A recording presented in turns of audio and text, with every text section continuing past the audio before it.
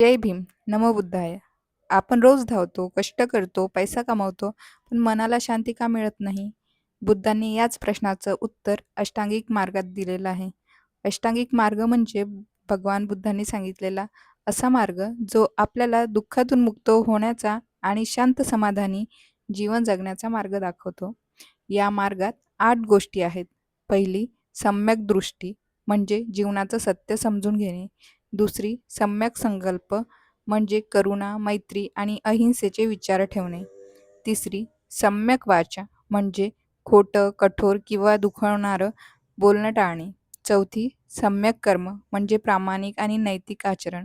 पाचवी, सम्यक आजीविका म्हणजे इतरांना त्रास न देता उपजीविका करणं. सहावी, सम्यक प्रयत्न म्हणजे वाईट सवयी सोडून चांगल्या गुणांचा विकास करणं. सातवी, सम्यक स्मृती म्हणजे प्रत्येक क्षणी सजग राहणं.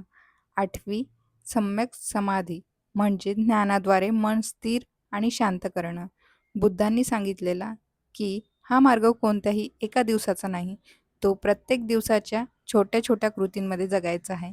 जेव्हा आपली वाणी, विचार, कर्म आणि मन योग्य दिशेने चालू लागतं, तेव्हा दुःख कमी होऊ आणि मनात खरी शांतता निर्माण होते. म्हणून अष्टांगिक मार्ग हा केवळ धार्मिक उपदेश नाही, तो आनंदी, संतुलन आणि अर्थपूर्ण जीवनाचा जगण्याचा मार्ग आहे. बुद्धांचा अष्टांगिक मार्ग हा चालण्यासाठी आहे, फक्त ऐकण्यासाठी नाही.